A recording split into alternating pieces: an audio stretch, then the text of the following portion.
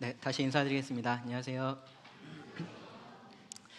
네, 오늘은 이사야 55장 말씀을 함께 보시겠습니다. 구약 이사야 55장. 오늘 이사야 55장 말씀을 통해서 생명이신 너희 하나님을 보라라는 제목으로 말씀을 나누려고 합니다. 지난주에 53장을 통해서요, 우리는 죄를 담당하신 하나님, 우리 죄를 대신 담당하신 하나님을 함께 보았습니다. 하나님께서 우리 죄를 대신 담당해 주신 데는요, 큰 전제가 하나 있습니다. 우리가 죄를 가지고 있다라는 거고요, 그 죄의 문제를 우리가 스스로 해결할 수 없다라는 겁니다. 이 죄가요, 우리를 무겁게 짓누르는 짐입니다. 그리고 우리 삶이 괴롭다라고 말을 할 때 그 괴로움을 가져오는 것이 사실은 이 죄입니다. 우리가 육체가 병들고 아픈 그런 근본적인 원인도 이 죄에 있습니다. 육체뿐만 아니라 우리가 서로에게 마음의 상처를 주고 또 고통스럽게 하는 그 근본적인 이유도 죄입니다. 우리가 아무리 교육을 하고 사회 제도를 고치고 개선을 해도 여전히 이 문제에서 벗어날 수 없는 이유는요, 죄가 우리 밖에 있는 게 아니라 우리 안에 있기 때문에 그렇습니다. 우리가 이 문제를 스스로 해결할 수가 없습니다. 그래서 이사야 53장에서 보시면 하나님께서, 거룩하신 하나님께서 우리를 대신해서 그 죄의 문제를 해결해 주셨습니다. 하나님께서 인류의 죄를 대신 담당하셨습니다. 우리가 담당해야 할 그 죄의 형벌을 하나님이신 예수님께서 십자가에서 대신 받으셨습니다. 오늘날 이 십자가가 기독교의 어떤 상징 같은 것, 어떻게 보면 엠블럼처럼, 로고처럼 그렇게 느껴질 수 있는데요, 우리가 그 의미를 축소해서는 안 됩니다. 십자가는 사형틀이었죠. 그렇죠? 범죄자가 그곳에서 죽는 곳이었습니다. 예수님은 범죄자가 아니셨지만 우리 죄를 대신 담당하셔서 범죄자 중에 하나로 취급을 받으신 거죠. 그리고 자기 백성의 죄를 대신 그 십자가에서 담당하셨습니다. 예수님은 로마의 형벌을 받으신 것이 아닙니다. 하나님의 형벌을 받으셨습니다. 이 예수님을 통해서 우리가 나음을 입고 평화를 누립니다. 이사야 54장으로 가서 보면요, 이 놀라운 소식이, 이 하나님께서 하신 놀라운 일이 가져올 그 결과에 대해서 말을 합니다. 이 놀라운 결과가 하나님의 백성인 그 이스라엘에게 어떻게 미칠 것인지를 말을 합니다. 그런데 그 이스라엘에게만 것이 놀라운 결과를 미치는 것이 아니라요, 다른 민족들에게도 미칠 것을 말을 합니다. 54장 1절부터 3절 말씀을 보시면 제가 읽겠습니다. 잉태하지 못하며 출산하지 못한 너는 노래할지어다. 산고를 겪지 못한 너는 외쳐 노래할지어다. 이는 홀로 된 여인의 자식이 남편 있는 자의 자식보다 많음이라 여호와께서 말씀하셨느니라. 내 장막터를 넓히며 내 처소의 휘장을 아끼지 말고 널리 펴되 너의 줄을 길게 하며 너의 말뚝을 견고히 할지어다. 이는 네가 좌우로 퍼지며 내 자손은 열방을 얻으며 황폐한 성읍들을 사람 살 곳이 되게 할 것임이라. 이스라엘은 수치를 당했었고 슬퍼했습니다. 그런데 이 메시아로 인해서 그들이 외쳐서 노래할 수 있게 됐다는 겁니다. 그들에게 다시 기쁨이 찾아오고 행복이 찾아옵니다. 그들이 회복될 겁니다. 근데 2절과 3절을 보면은 그들의 거주지가 넓혀져야 될 것에 대해서 얘기를 하죠. 장막터가 넓어져야 되고 휘장을 아끼지 말고 널리 펴야 됩니다. 왜 그러냐 하면은 그들의 자손들이 열방을 얻게 될 것이기 때문이다 라고 말씀을 하고 있습니다. 바로 새 언약을 통해서 이 언약의 자손들이 될 또 다른 하나님의 백성들이 있기 때문에 그런 겁니다. 이스라엘의 회복이요, 온 인류의 회복이 될 것이라고 하나님 말씀을 하시는 겁니다. 우리가 사실 지금 살고 있는 이 시대가요, 이 예언의 말씀이 역사가 되어가고 있는 그러한 모습을 우리가 보고 있는 겁니다. 지금 이 대한민국에서 살고 있는 우리들이 예수님을 믿고 구원을 받아서 하나님의 백성이 되는 이 모든 일들이 바로 이 예언의 성취입니다. 그리고 이 예언이 언젠가는요, 궁극적으로 이루어질 날이 올 겁니다. 하나님께서 그것을 이루실 겁니다. 하나님의 공의, 하나님의 긍휼이 그것을 이룰 것이다 라고 하나님 말씀을 하세요. 여기 7절과 8절도 보시면요, 54장 7절 8절 보시면 내가 잠시 너를 버렸으나 큰 긍휼로 너를 모을 것이요 내가 넘치는 진노로 내 얼굴을 너에게서 잠시 가렸으나 영원한 자비로 너를 긍휼히 여기리라. 너의 구속자 여호와께서 말씀하셨느니라. 10절도 보세요. 산들이 떠나며 언덕들은 옮겨질지라도 나의 자비는 너에게서 떠나지 아니하며 나의 화평의 언약은 흔들리지 아니하리라. 너를 긍휼히 여기시는 여호와께서 말씀하셨느니라. 하나님께서 반드시 이 일을 이루실 것에 대해서 말씀을 하신 겁니다. 그리고 이런 배경에서 오늘 우리가 살펴볼 55장의 말씀이 주어져 있습니다. 하나님께서 이 모든 구원의 일을 다 이루셨고요. 그리고 그것을 이루실 겁니다. 자, 그러면 그 다음에 어떻게 되어야 하느냐라는 거죠. 하나님께서 모든 것을 하셨으니까 이제는 우리가 무엇을 해야 되는지 그것을 하나님께서 말씀해 주실 차례이고요. 55장의 말씀이 정확하게 그런 말씀입니다. 하나님께서 죄인들에게 하시는 말씀입니다. 이 말씀을 여러분 들어보시기 바랍니다. 1절입니다. 55장.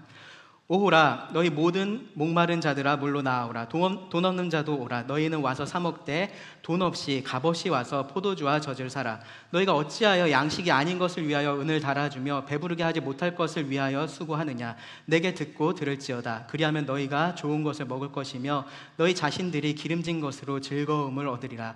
너희는 귀를 기울이고 내게로 나와서 들으라. 그리하면 너희의 영혼이 살리라. 내가 너희를 위하여 영원한 언약을 맺으리니 곧 다윗에게 허락한 확실한 은혜이니라.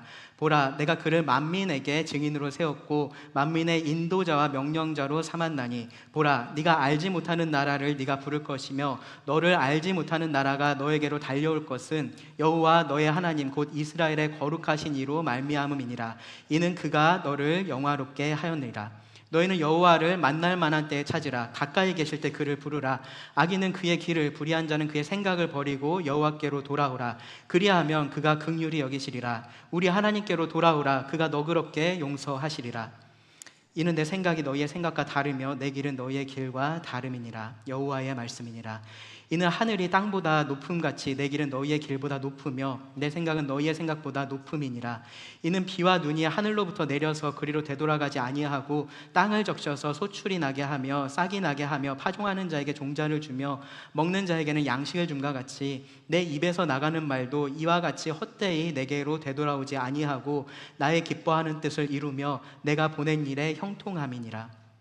너희는 기쁨으로 나아가며 평안히 인도함을 받을 것이요 산들과 언덕들이 너희 앞에서 노래를 바라고 들의 모든 나무가 손뼉을 칠 것이며 잣나무는 가시나무를 대신하여 나며 화석류는 찔레를 대신하여 날 것이라. 이것이 여호와의 기념이 되며 영영한 표징이 되어 끊어지지 아니하리라.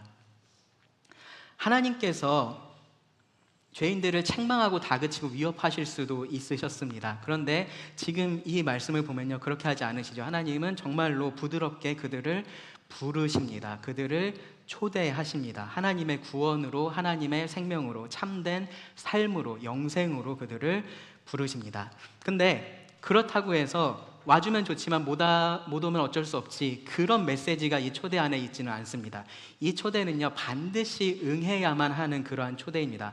가볍게가 아니라요, 정말로 진지하게, 무겁게 받아들여야 할 그러한 초대인 겁니다. 왜냐하면은 이 초대에 우리의 생명이 걸려있기 때문에 그렇습니다. 우리의 모든 삶이, 운명이 걸려있기 때문에 그렇습니다. 오늘 이 이사야 55장의 말씀을 통해서요, 저는 하나님의 이 초대에 대해서, 이 부르심에 대해서 먼저 좀 생각을 해보고요, 그리고 우리가 어떻게 해야 하는지를 생각해 보기를 원합니다. 1절에서 5절이 하나님께서 우리를 부르시는 부분인데요, 이 부분을 조금 자세하게 살펴보겠습니다. 먼저는요, 우리가 이 말씀에서 확실하게 알 수 있는 것이 있습니다. 뭐냐면 하나님이 부르고 계시다라는 겁니다. 하나님이 부르고 계신다. 1절 말씀을 다시 보시면 오라 너희 모든 목마른 자들아 물로 나아오라. 돈 없는 자도 오라. 너희는 와서 사 먹되 돈 없이 값없이 와서 포도주와 젖을 사라. 여기 오호라라는 말이 나오죠. 이게 무슨 감정을 표현하고 있는 말이 아닙니다. 어떤 슬픔을 지금 이야기하고 있는 것이 아니라요, 이 문맥에 맞게, 그리고 우리 표현에 익숙하게 바꾸자면은 주목이라고 할 수 있습니다. 주목. 네, 제가 여기서 이렇게 책상을 탁 치면서 주목이라고 이야기를 하는 겁니다. 지금 한번 치니까 갑자기 잠이 깨셨죠, 그렇죠? 지금부터 정말로 중요한 얘기를 할 테니까 좀 들으라는 겁니다. 다른 일 하고 있었으면 잠깐 멈추라고 지금 이야기를 하고 있는 거고요. 귀에 이어폰 꽂고 있으면 어떻게 하라는 거예요? 빼라고 지금 이야기하는 겁니다. 빼고서 들어야 된다라고 이야기를 하시는 겁니다. 2절을 보시면요, 거기서도 똑같이 말씀하세요. 내게 듣고 들을지어다, 강조해서 얘기하는 거고요. 3절도 보시면요, 너희는 귀를 기울이고 내게로 와서 들으라. 다시 한번 그렇게 말씀을 하십니다. 딴짓하지 말고, 딴 생각하지 말고 지금 내가 하는 말 제대로 들어야 된다라고 말씀을 하시는 겁니다. 무슨 얘기를 그렇게 하시려고 그럴까요? 뭐가 그렇게 중요하길래 하나님이 이렇게 얘기를 하실까요? 무슨 얘기를 하시냐면요, 1절 말씀을 다시 보시면 오라라고 말씀하십니다. 오라. 똑같은 오라라는 명령이 3번이 반복이 되어 있습니다. 우리말 성경에는 자연스럽게 번역하느라 나아오라, 오라, 와서 이제 그렇게 되어 있지만 정확하게는 명령형으로 3번이 되어 있습니다. 와라, 와라, 와라라고 하나님께서 말씀을 하십니다. 3번 오라고 얘기를 하시는 게 아니에요. 오라라는 명령을 3번 강조해서 이야기를 하고 계시는 겁니다. 너네가 와서 내 말을 들어라라고 얘기를 하고 계신 게 아니라요, 너네가 지금 이 말을 듣고 와야 된다라고 말씀을 하시는 겁니다. 오는 것 자체가 중요한 겁니다. 그것이 지금 명령인 겁니다. 6절부터 7절에 보시면요, 표현은 다르게 되어 있지만 같은 의미의 명령이 있습니다. 하나님은 찾으라라고 말씀하십니다. 찾으라. 그리고 부르라라고 6절에서 말씀을 하십니다. 그리고 7절에서는 보시면요, 돌아오라라고 말씀을 하십니다. 하나님에게서 등을 돌리고 있는, 멀리 있는, 귀를 막고 있는 그들에게 하나님 앞으로 너희가 지금 와야 된다, 내게로 와야 된다라고 말씀을 하시는 거예요. 누구에게 지금 이렇게 간절히 그들을 부르고 계시냐 하면요, 1절을 보시면 이들은 목마른 자들입니다. 목마른 자들. 그리고 돈 없는 자들입니다. 2절은 보시면요, 양식이 아닌 것을 위해서 돈을 헛되게 쓰고 있는 그러한 사람들이라고 표현이 되어 있습니다.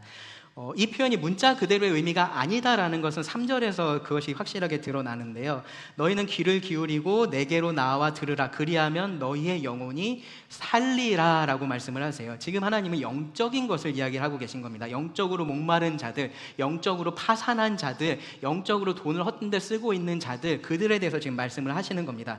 여기 보시면 너희 영혼이 살리라 라고 말씀하시죠. 이 말을 바꾸면 무슨 말이 돼요? 이들의 영혼은 지금은 어떻다라는 겁니까? 죽어 있다라는 거죠. 그렇죠? 죽어 있다라고 말을 하는 겁니다. 너희가 지금 죽어 있으니까 나에게 와서 너희가 살아야 된다라고 말씀을 하시는 거예요. 오늘날은요, 뭐 영혼이 죽었다 혹은 영혼이 없다, 이제 그런 표현이 뭔가 감정이 메마른 것처럼 그렇게 표현을 하고 있지만 성경적인 의미는 그렇지 않습니다. 에베소서 2장 1절부터 3절에 보시면요, 이 의미를 정확하게 말씀을 해주고 있습니다. 그는 허물과 죄로 죽었던 너희를 살리셨도다. 영적으로 이 허물과 죄 때문에 우리가 죽어 있다라는 겁니다. 근데 그 상태에 대해서 이렇게 묘사를 해요. 그때 너희가 그렇게 죽어 있을 때, 영적으로 죽어 있을 때 너희는 그 가운데서 행하여 이 세상 풍조를 따르고 공중의 권세 잡은 자를 따랐으니 곧 지금 불순종의 아들들 가운데서 역사하는 영이라. 전에는 우리도 다 그 가운데서 행하여, 그 다음에 잘 보세요, 이게 정말로 중요합니다. 우리 육체의 욕심을 따라 지내며 육체와 마음에 원하는 것을 하여 다른 이들과 같이 본질상 진노의 자녀이었더니. 영적으로 죽어있는 것의 특징이 뭐냐면요, 하나님을 대적하고 있고 하나님을 대적해서 자기가 원하는 대로 자기 욕심에 따라서 산다라는 겁니다. 그런 사람들을 성경은 영적으로 죽은 자들이라고 말을 해요. 그래서 다시 이사야서 말씀으로 와서 보시면 55장 7절에서 이렇게 분명하게 말씀을 하는 겁니다. 악인들은 그의 길을, 불의한 자는 그의 생각을 버리고 여호와께로 돌아오라. 그리하면 그가 긍휼히 여기시리라. 우리 하나님께로 돌아오라. 그가 너그럽게 용서하시리라. 목마른 자들, 돈 없는 자들, 이런 사람들이요, 결국은 성경이 말하고 있는 악인이고 불의한 자라는 겁니다. 죄인들이라는 겁니다.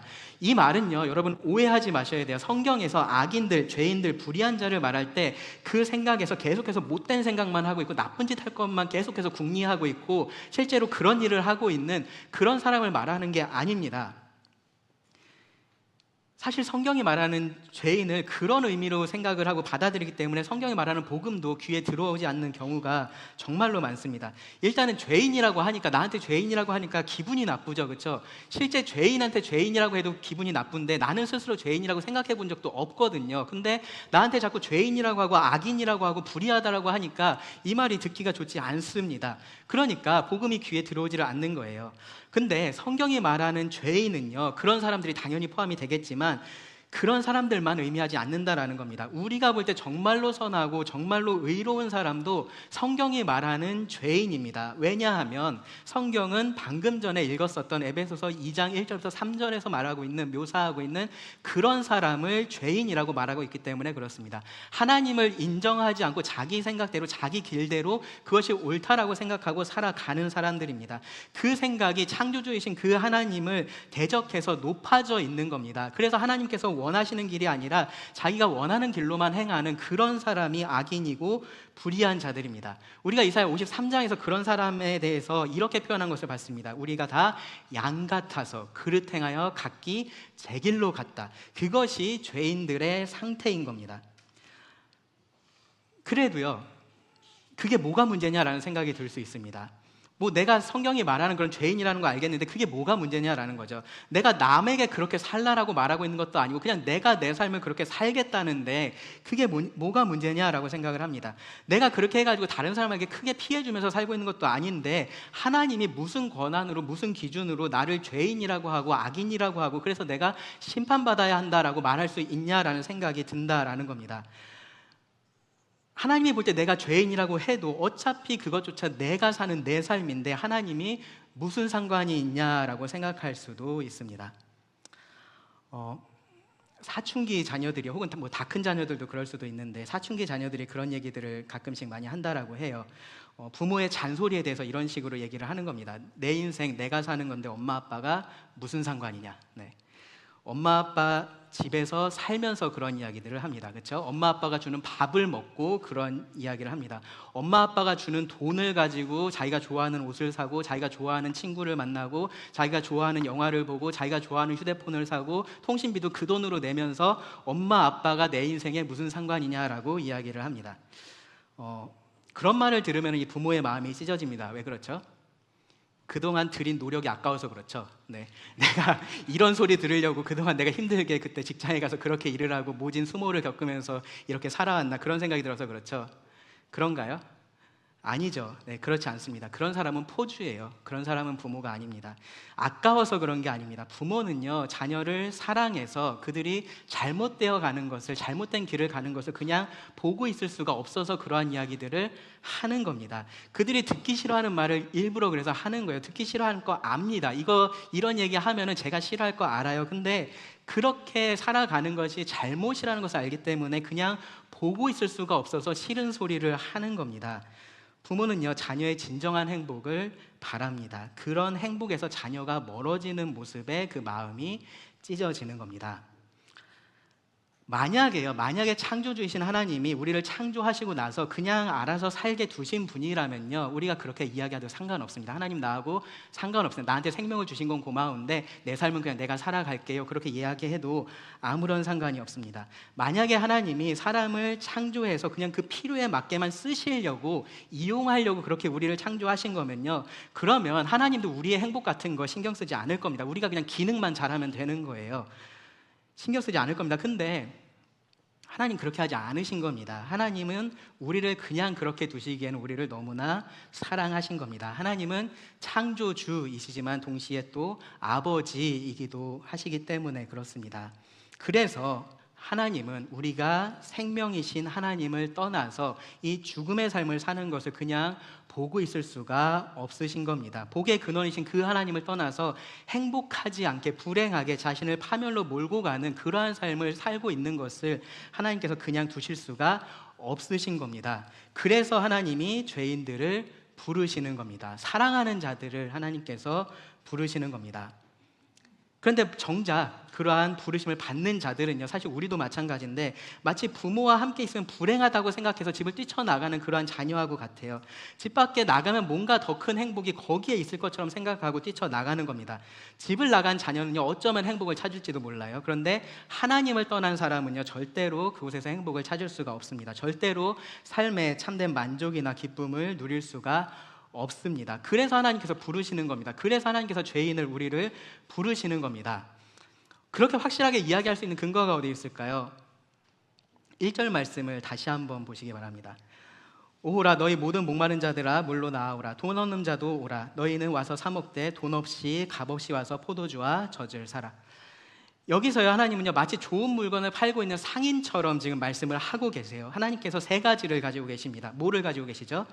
물, 그리고 포도주, 젖을 가지고 계십니다. 간단하게 말씀드리면 물은 생명을 의미를 하고요, 젖은 성장을 의미를 하고 포도주는 즐거움을 의미한다라고 할 수 있어요. 물은 생존을 위해서 꼭 필요한 거고요, 젖이라는 것은 생활을 하는 데 있어서 꼭 필요한 거고요, 포도주는 그 삶을 더 즐겁고 풍성하며 만족 가운데 살아갈 수 있게 하기 위해서 꼭 필요한 것입니다. 이 세 가지를 다 합치면 그것이 곧 참된 삶인 겁니다. 그것이 참된 생명, 영생인 겁니다. 그래서 3절에서 이렇게 말씀하시는 거예요. 너희는 귀를 기울이고 내게로 나와서 들으라. 그리하면 너희의 영혼이 살리라. 이래야지 너희가 살 수 있다라고 하나님 말씀을 하시는 겁니다. 분명하게 지금 말씀을 하고 계세요. 하나님께 오는 자가 살 수 있습니다. 근데요, 이 말씀이요, 하나님께 오는 자도 살 수 있다라는 말이 아니에요. 하나님께 오는 자만 살 수 있다라는 말입니다. 다른 데도 물하고 포도주하고 젖이 있는데 하나님께 와도 이거 구할 수 있어, 그런 얘기를 하고 있는 것이 아니다라는 겁니다. 사람들이 그렇게 착각을 해요. 그래서 2절에서 분명하게 하나님이 이렇게 말씀을 하십니다. 너희가 어찌하여 양식이 아닌 것을 위하여 은을 달아주며 배부르게 하지 못할 것을 위하여 수고하느냐. 내게 듣고 들을지어다. 그리하면 너희가 좋은 것을 먹을 것이며 너희 자신들이 기름진 것으로 즐거움을 얻으리라. 하나님 무슨 말씀하시는 거냐 하면요, 너희가 지금 불필요한 수고를 하고 있다라는 겁니다. 사실은요, 불필요한 정도가 아니라요, 이렇게 하면 안 되는 거예요. 이거는 파괴적인 수고를 하고 있는 겁니다. 절대로 하지 말아야 할 일을 지금 하고 있는 겁니다. 다른 데 가서 양식을 얻으려고 하면 아무리 노력해도 얻을 수가 없어요. 양식처럼 보이는 것이 있습니다. 물처럼 보이는 게 있어요. 이걸 먹으면 갈급함을 해소할 것 같고 이걸 먹으면 배가 부를 것 같은데 실제로 그렇게 되지 않을 것들이라는 겁니다. 근데 그런 것들을 속아서 사고 있다라는 거예요. 단순히 무엇을 얻을 수 없는 데서 문제가 끝나는 게 아니라요, 그렇게 하느라 하나님께로 오지 못한다라는 게 더 큰 문제입니다. 하나님께로 와서 참된 물과 참된 포도주와 참된 젖을 얻지 못한다라는 데 근본적인 문제가 있습니다. 그래서 결국은 목 마른 겁니다. 결국은 배가 고픈 겁니다. 결국은 고통스러운 겁니다. 시간이 지나면 해결해 줄 것 같아요. 그래서 물을 더 많이 마셔보고요, 더 많이 뭘 먹어보고요, 더 다른 것들을 해봅니다. 근데 해결이 안 됩니다. 시간이 지나면 지날수록 더 심해집니다. 왜냐하면 그것이 진짜 물이 아니니까요. 진짜 포도주가 아니고 젖이 아니니까 그렇습니다. 하나님만이 주실 수 있는 것을 다른 데서 찾고 있기 때문에 그렇습니다. 하나님만이 생명을 주실 수 있습니다. 하나님만이 우리를 살게 하실 수 있습니다. 어떻게 하나님만 그렇게 하실 수 있나요? 다른 모든 것들은 다 못하는데 어떻게 하나님만 그렇게 하실 수 있다라고 우리가 말할 수 있을까요? 하나님이 모든 것에 생명을 주신 분이시기 때문에 그렇습니다. 창세기 1장에 하나님을 창조주라고 선포를 하죠. 거기서 의미하는 것이 바로 이겁니다. 하나님이 모든 것에 생명을 주신 분이시고 모든 것에게 생명을 주실 수 있는 분이시라는 거예요. 요한복음 1장 3, 4절을 보면요, 만물이 그로 말미암아 지은 바 되었으니 지은 것이 하나도 그가 없이는 된 것이 없느니라. 그 안에 생명이 있으니 이 생명은 사람들의 빛이라. 시편 36편 9절에서는요, 진실로 생명의 원천이 주께 있사오니 주의 빛 안에서 우리가 빛을 보리이다. 하나님께 생명이 있습니다. 그래서 예수님도 이렇게 말씀하시죠. 요한복음 5장 26절에 보시면 아버지께서 자기 속에 생명이 있음 같이 아들에게도 생명을 주어 그 속에 있게 하셨고, 하나님이 생명이셔서 하나님만 이 생명을 주실 수 있는 겁니다. 그리고 중요한 것은 뭐냐면요, 하나님은 이 생명을 주기 원하신다라는 겁니다. 목마른 사마리아 여인에게 예수님께서 하셨던 말씀이 지금 제가 드리는 이 말씀의 가장 완벽한 요약입니다. 요한복음 4장 13절 14절을 보시면 예수께서 대답하여 이르시되 이 물을 마시는 자마다 다시 목마르려니와 내가 주는 물을 마시는 자는 영원히 목마르지 아니하리니 내가 주는 물은 그 속에서 영생하도록 솟아나는 샘물이 되리라. 예수님께서 우리가 영생할 수 있도록 솟아나는 샘물을 주실 수 있다라고 말씀하세요. 그래서 요한복음 7장 37절에 보시면 누구든지 목마르거든 내게로 와서 마시라 라고 예수님께서 말씀을 하시는 겁니다. 하나님만 우리 영혼의 갈증을 푸십니다. 하나님만 우리를 살게 하십니다. 하나님만 생명이셔서 그렇습니다. 바로 그 생명이신 하나님을 바라보고 하나님께로 나오라라는 것이 하나님의 부르심입니다. 여러분 분명히 아셔야 될 게 있는데요, 뭐냐면요, 하나님께서 여기서 생명을 약속하고 계세요. 물을 주시겠다라고 말씀하시고요, 포도주와 젖을 주겠다라고 말씀하십니다. 우리에게 풍성한 삶을 약속을 하고 계세요. 근데 그것이 세상과는 분명히 다를 거다라는 겁니다. 그 말은요, 세상에서 누렸던 것을 이 그리스도 안에서, 하나님 안에서 똑같이 누리려고 하면 그런 거 찾을 수 없을 거다라는 거예요. 그러면 나쁜 거 아니야? 나 뭔가 잃어버린 거 아니야? 그렇게 생각하실 수 있어요. 근데 또 하나 여러분 기억하셔야 될 사실이 뭐냐면요, 하나님 안에서 누릴 수 있는 이 생명이야말로 참된 것이다라는 겁니다. 이것은요, 다른 무엇과 비교할 수 없는 좋은 것이다라는 사실입니다. 이게 진짜이기 때문에 그렇습니다. 하나님께서 이 엄청난 것을 약속을 하신 겁니다. 죄인들에게 약속을 하신 거예요. 오라라고 말씀을 하십니다. 절대로 철회하지 않으시겠다라고도 뒤에서 말씀을 하세요. 3절부터 5절의 말씀을 다시 한번 보시면요, 3절 중반부부터 읽겠습니다. 내가 너희를 위하여 영원한 언약을 맺으리니 곧 다윗에게 허락한 확실한 은혜이니라. 다윗에게 하나님께서 영원한 언약을 맺어 주셨고요, 그리고 그를 통해서 하나님께서 이 구원의 은혜를 선포하실 것, 보여주실 것을 말씀을 하시는 겁니다. 다윗의 자손 예수 그리스도를 통해서 이 일들이 이루어집니다. 4절 보시면, 보라 내가 그를 만민에게 증인으로 세웠고 만민의 인도자와 명령자로 삼았나니, 보라 네가 알지 못하는 나라를 네가 부를 것이요 너를 알지 못하는 나라가 너에게로 달려올 것은 이스라엘뿐만 아니라 그들을 알지 못하는 다른 많은 나라와 민족들이 오게 될 겁니다. 그것이 이 예수 그리스도 안에서 이루어질 일입니다. 여호와 너의 하나님 곧 이스라엘의 거룩하신 이로 말미암음이니라. 이는 그가 너를 영화롭게 하였느니라. 사도행전 13장 34절을 보시면 바울이 이 말씀이 바로 예수님의 부활을 통해서 이루어졌다라고 말씀을 합니다. 이 말씀에서 우리가 주목할 것이 뭐냐면요, 하나님께로 오는 모든 자에게 하나님께서 참된 생명을 주시겠다라고 분명히 약속을 하셨다라는 거고요, 그것이 예수님을 통해서 이루어졌다라는 사실입니다. 여기까지 말씀을 정리를 해보면요, 하나님께서 죄인을 부르십니다. 메마른 곳에서 목말라서 죽어가고 있는 그들에게 물을 주겠다라고 부르십니다. 양식도 아닌 것을 돈을 주고 사 먹고 있는 그들에게 와서 정말로 참된 양식을 주겠다, 젖을 주겠다라고 그렇게 부르십니다. 괴로워하는 자들에게 기쁨의 포도주를 주겠다라고 부르십니다. 영적으로 죽은 자들을 부르셔서 그들에게 생명을 주겠다라고 약속을 하십니다. 생명이신 하나님께서 생명으로 부르시는 겁니다. 그러면 이제 중요한 건 뭐냐면요, 그게 그렇게 좋은 거면 뭔가 치러야 할 대가가 어마어마한 거 아니냐라는 그런 생각이 들 수 있습니다. 내가 이걸 어떻게 얻을 수 있느냐라는 생각이 들 수 있습니다. 이 어떻게에 대해서 하나님께서 말씀을 하십니다. 그리고 이 부분이 어쩌면요, 이 부르심에서 제일 중요한 부분이에요. 하나님은요, 어떻게 하나님의 부르심에 응답할 수 있는지에 대해서 두 부류의 사람을 두고서 말씀을 하세요. 1절 말씀을 다시 보시면 1절에는 어떤 사람들에 대해서 하나님 말씀을 하시냐면요, 돈 없는 자에 대해서 말씀을 하십니다. 돈 없는 자, 돈이 없는 사람은요, 이런 초대의 말이 들리지도 않을 거예요. 왜냐하면 어차피 돈이 없으니까요, 그렇죠? 아무리 이 초대가 좋고 아무리 좋은 것을 저 사람이 판다라고 해도 내가 살 돈이 없는데 라는 생각을 할 겁니다.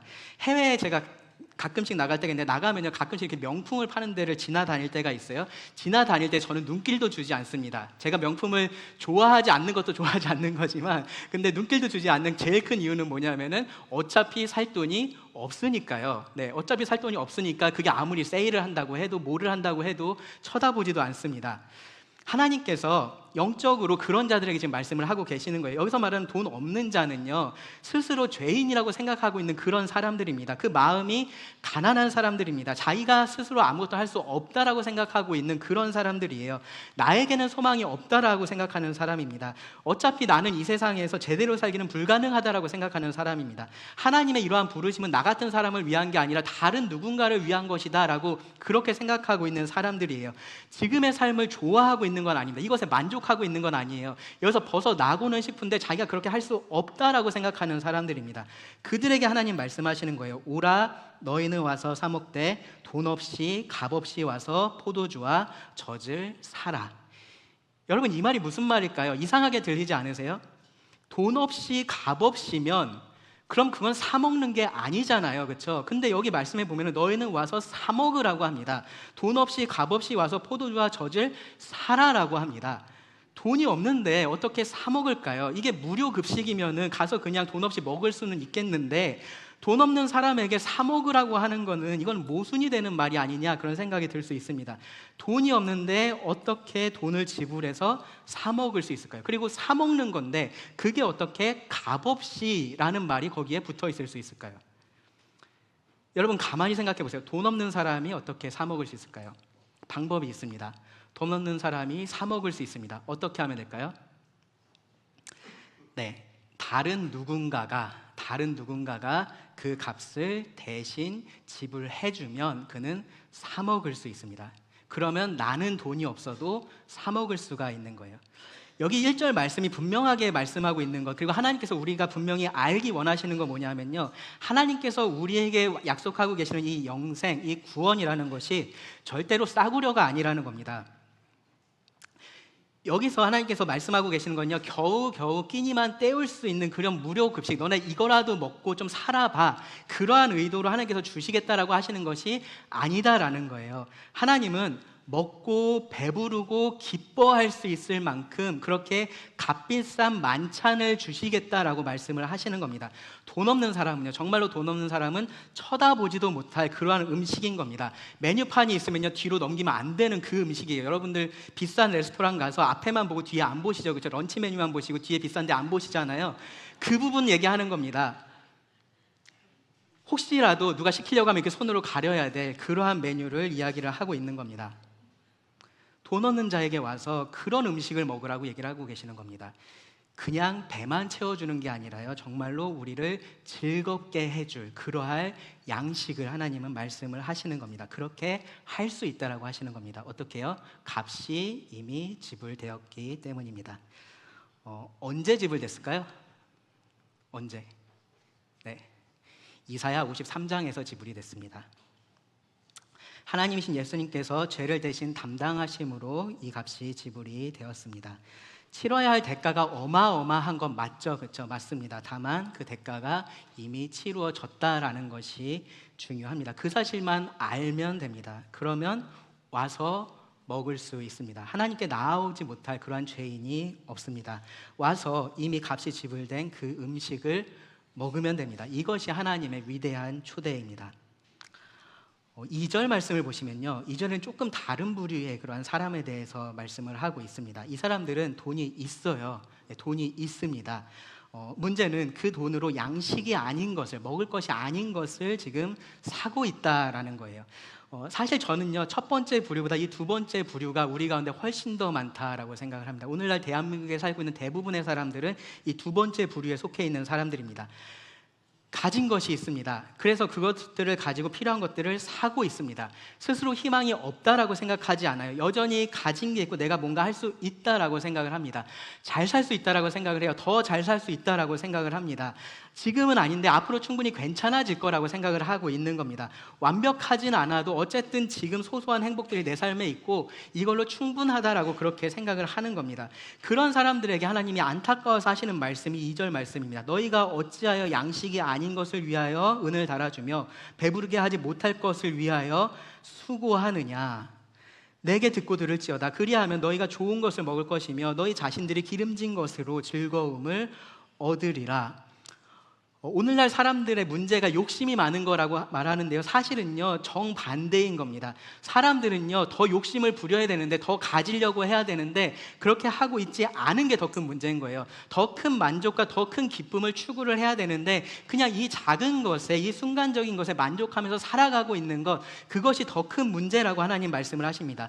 하나님께서 좋은 것을 먹이겠다라고 하시고 기름진 것으로 즐거움을 주겠다라고 말씀을 하시는데 먹지도 못할 것을 가지고 만족하고 있는 것, 그것이 더 큰 문제다라는 겁니다. 작은 장난감 하나, 이게 너무 재밌어서 부모님이 더 주고 싶어하는 더 큰 장난감을 얻지 못하고 있는 어린아이하고 똑같아요. 반짝거리는 동전이 너무 마음에 들어서 더 큰 가치가 있는 지폐에는 눈도 주지 않고 있는 그런 어린아이하고 똑같은 겁니다.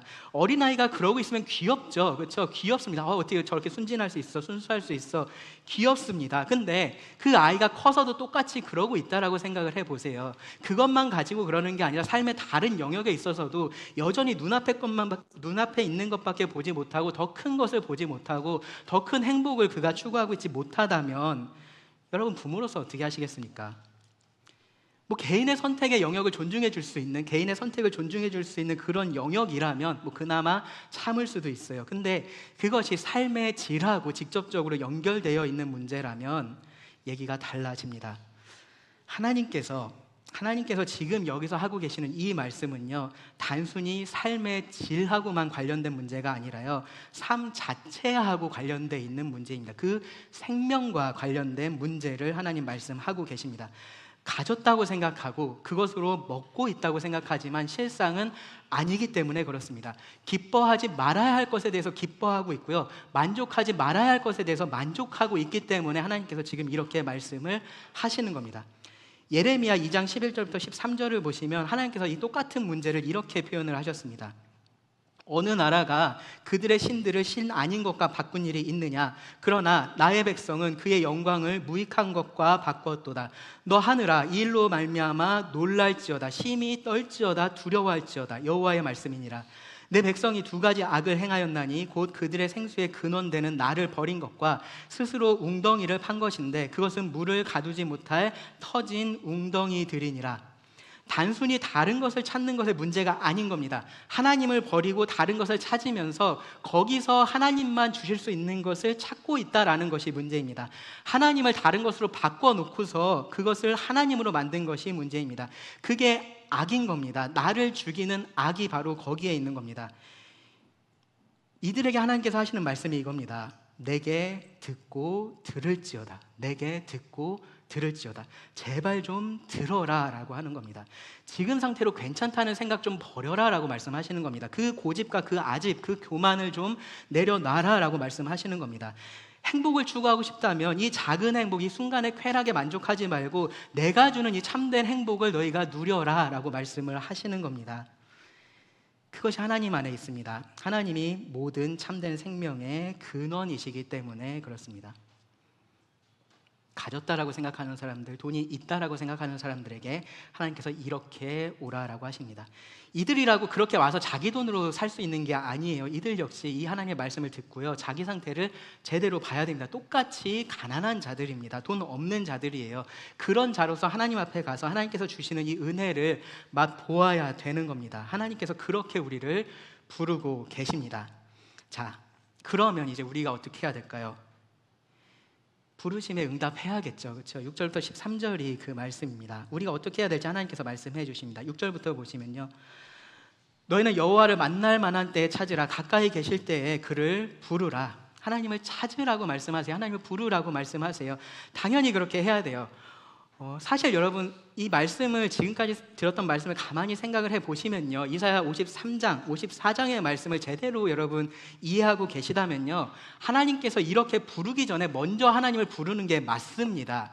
그게 당연한 거예요. 당연히 우리가 하나님께 우리도 이 놀라운 구원에 참여할 수 있게 해주세요라고 그렇게 하나님께 소리쳐 부르고 무릎 꿇고 빌어야 되는 겁니다. 특별히 이사야 39장까지의 그 심판의 말씀을 우리가 생각한다면요, 더더욱이나 그래야 됩니다. 이 구원에 참여하는 것은요, 지금도 우리가 어차피 적당히 괜찮은 삶을 살고 있는데 여기서 조금 더 나은 삶을 살고 그런 문제가 아니에요. 이것은요, 영원한 심판과 영원한 생명의 문제입니다. 죽느냐 사느냐의 문제입니다. 당연히 우리가 먼저 하나님께 구해야 됩니다. 무슨 수를 써서라도 하나님, 저에게도 이 구원에 참여할 수 있게 해주세요, 저도 영생을 얻을 수 있게 해주세요라고 그렇게 구해야 됩니다. 그게 당연한 거예요. 그런데 하나님께서 우리들에게 먼저 오라고 부르고 계신 겁니다. 걱정 말고 오라라고 부르고 계신 겁니다. 어떤 목사님은요, 그래서 이 이사야 55장을요 진짜라고 하기에는 너무 좋은 얘기다라고 표현을 했습니다. 이게 진짜라고 그냥 받아들이기에는 너무 좋은 얘기인 거죠. 우리가 그런 얘기 들으면 이 얘기가 뭘 거라고 생각해요? 진실이라고 생각합니까? 거짓이라고 생각합니까? 거짓이라고 먼저 생각하죠. 그렇죠? 왜냐하면 진짜라고 생각하기 너무 좋으니까. 사기꾼들이 그렇게 하잖아요. 그런데 성경의 이 이야기는요, 사기가 아니라 진실이고요, 진짜라고 하기에는 너무나 좋은 복음입니다. 복음. 하나님께서 먼저 우리를 부르셨습니다. 그리고 그 부르심에 응답하라라고 말씀을 하신 겁니다. 그게 우리가 해야 될 일이에요. 여기서 한 가지 유의할 게 있습니다. 6절 말씀을 다시 한번 보세요. 너희는 여호와를 만날 만한 때에 찾으라. 가까이 계실 때에 그를 부르라. 여기에 때가 있다라고 말씀을 합니다. 때가 있다. 하나님을 만날 만한 때가 있고 하나님이 가까이 계실 때가 있습니다. 그 말은요, 그렇지 않을 때도 있다는 말입니다. 하나님을 만날 수 없을 때가 있다는 거고요, 하나님이 가까이 계시지 않을 때가 있다라는 겁니다. 불러도 하나님께서 듣지 않으실 그러한 때가 있다라는 거예요. 언제일까요? 언제가 그럴 때일까요? 우리가 계시록 말씀에서 봤었습니다. 하나님께서 이 모든 구원의 기회를 다 끝내실 때가 올 겁니다. 그런데 지금 여기 6절 말씀은 그런 종말론적인 얘기를 하고 있는 건 아니에요. 이거는 개인에 대한 말씀입니다. 개인에게 언제 이런 때가 찾아올지 누구도 알 수가 없습니다. 나이가 많든지 적든지, 가진 것이 많든지 적든지 아무도 알 수 없습니다. 그런데 분명한 것은 뭐냐 하면 하나님께서 주시는 때가 있다라는 거고요, 언젠가 하나님께서 그 때를 마감하실 것이다 라는 거예요. 하나님의 이 위대한 초대가, 이 정말로 사실이라고 말하기에 너무 좋다라고 밖에 말할 수 없는 이 위대한 복음이 나에게는 더 이상 유효한 것이 되지 않을 때가 있다라는 겁니다. 그러니까 만날 만한 때에 찾으라는 겁니다. 가까이 계실 때 그를 부르라는 겁니다. 언제입니까? 지금이에요. 지금입니다. 지금부터 잠시 후의 일들을 우리가 누구도 알 수 없습니다. 그러니까 지금 하나님을 찾으셔야 됩니다. 지금 하나님을 부르셔야 됩니다. 여러분, 미루시면 안 됩니다. 뭐 교회 잘 다니다 보면 언젠가 나도 하나님 믿지 않을까 라는 막연한 생각을 버려야 된다라는 거예요. 그래도 어려서부터 나도 교회 잘 다녔으니까 잘은 모르겠는데 지옥에는 안 가지 않을까, 그런 아니란 생각을 좀 버리라는 겁니다. 지옥에는 안 가지 않을까, 그런 거 없습니다. 지옥은요, 가든지 안 가든지 둘 중에 하나입니다. 안 가지는 않을까, 그런 말 없습니다. 지금 부르시는 하나님의 음성에 응답하셔야 됩니다. 그렇게 하기 위해서 꼭 필요한 것이 한 가지 있습니다. 7절 말씀을 보시면, 악인은 그의 길을, 불의한 자는 그의 생각을 버리고 여호와께로 돌아오라. 그리하면 그가 긍휼히 여기시리라. 우리 하나님께로 돌아오라. 그가 너그럽게 용서하시리라. 공짜라며 그럼 그렇지 세상에 공짜가 어딨어 라는 생각이 이 7절 말씀을 보면 들지도 모릅니다. 결국 하나님 맘대로 하라는 거 아니야, 그런 생각이 들지도 몰라요. 그런데 여러분, 이 말씀을 잘 생각하셔야 됩니다. 하나님께 나아가기 위해서는요, 내 생각과 내 길을 버리는 것은 필수적인 겁니다. 이것은요, 하나님께 나아가기 위해서 내가 무언가를 더 해야 된다라고 말하고 있는 게 아니고요, 이렇게 하는 게 하나님께 나아가는 방법인 겁니다. 생각해 보세요. 내가 여전히 목마르지 않다라고 생각하고 있어요. 내가 여전히 배부르다라고 생각을 하고 있습니다. 그러면 당연히 물과 포도주와 젖을 주시는 하나님께 나아갈 생각을 못할 거 아닙니까? 그러니까 그런 생각을 버리라고 이야기를 하고 있는 겁니다. 그런 말에 속지 말라라고 이야기를 하고 있는 겁니다. 여전히 내가 원하는 길을 가고 있으면 그 길의 끝에서 하나님을 만날 수 없으니까 그 길을 버리고 하나님의 길로 돌아오라라고 그렇게 말씀을 하고 있는 겁니다. 앞서서 말씀드린 것처럼요, 하나님은 우리를 괴롭게 하려고 하는 분이 아니세요. 우리에게 참된 행복이 있기를 하나님은 원하십니다. 그리고 그 행복이 하나님에게 있습니다. 지금 잘못된 길을 가고 있는 우리를 보면서 하나님께서 그 참된 행복으로 너희가 돌아와야 된다라고 말씀을 하시는 거예요.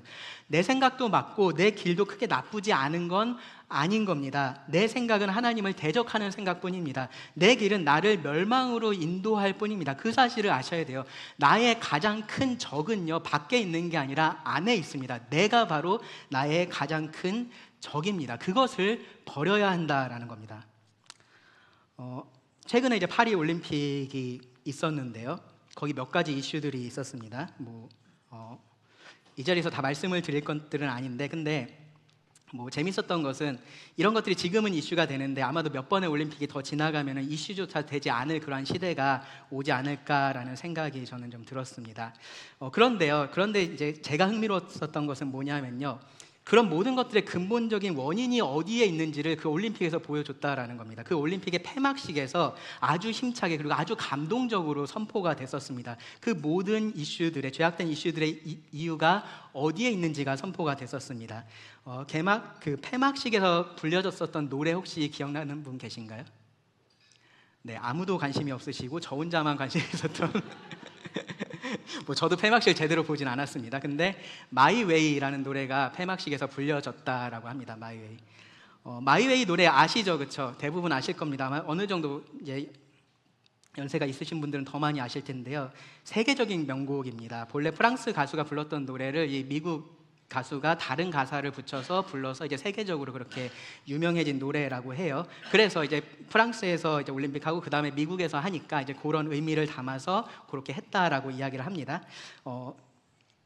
흥미로운 건 그 가사입니다. 그 사람들이 의도했는지 의도하지 않았는지는 잘 모르겠지만 이 가사가 죄의 본질에 무엇이 있는지를 정말로 잘 말을 해주고 있습니다. 뭐 이 마이웨이라는 노래가 무슨 사탄의 노래다 그런 얘기하고 있는 게 아니고요. 이 가사가 사람들이 생각하고 있는 그 죄의 본질을 잘 말을 해준다라는 거예요. 이 노래는요, 한 남자가 자기의 죽음을 앞두고 자신의 삶을 이렇게 회고하는 그러한 내용으로 되어 있습니다. 그래서 좋은 일도 있었고, 뭐 힘든 일도 있었고, 나쁜 일도 있었고, 근데 그런 일들 이제 다 지나갔고, 이제 초연하게 이제 이 죽음을 맞이하고 있는 이제 그런 내용입니다. 그런데 이제 그러면서 이 사람이 계속해서 강조하는 게 뭐냐면요, 마지막에 이 노래 후렴의 제일 끝에 계속 나오는, 반복돼서 나오는 이 가사입니다. I did it my way입니다. 무슨 뜻이냐면은 내가 그 모든 것들을 내 방식으로 다 했다라는 겁니다. 그게 중요하다라는 거예요. 그렇기 때문에 그 모든 것들이 나에게 의미가 있다라고 이야기를 하는 겁니다. 이 노래의 마지막 절의 첫 가사가 이렇게 되어 있습니다. 남자는 무엇 때문에 남자인가요? 여기 남자를 이제 사람으로 바꿔도 똑같습니다. 사람은 무엇 때문에 사람인가요? 무엇을 가졌나요? 만약 그 자신이 아니라면 그는 아무것도 아닙니다. 이게 세상의 생각인 거예요. 내가 나를 가질 수 없다면, 내가 원하는 대로 살 수 없다면 그럼 나는 아무것도 아닌 거야 라고 그렇게 생각을 하고 있다라는 거죠. 거기에 나의 행복은 없고 나의 기쁨은 없고 아무것도 거기서 나에게 좋은 것은 없다라고 생각을 하고 있는 겁니다.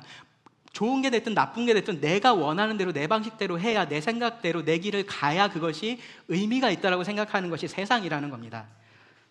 그게 생명의 이유라고 생각을 하는 거예요. 근데 예수님께서 마태복음 16장 24절부터 26절을 보시면 이렇게 말씀을 하십니다. 이에 예수께서 제자들에게 이르시되 누구든지 나를 따라오려거든 자기를 부인하고 자기 십자가를 지고 나를 따를 것이니라. 누구든지 제 목숨을 구원하고자 하면 잃을 것이요 누구든지 나를 위하여 제 목숨을 잃으면 찾으리라. 사람이 만일 온 천하를 얻고도 제 목숨을 잃으면 무엇이 유익하리요? 사람이 무엇을 주고 제 목숨과 바꾸겠느냐? 정말로 중요한 게 나라면요, 정말로 중요한 게 나의 목숨이라면 예수님 어떻게 하라고 하시는 거예요? 나를 위해서 살지 말고 정말로 하나님을 위해서 살아야 한다라고 말씀을 하시는 겁니다. 거기에 진짜 내가 있다라고 말씀을 하시는 겁니다.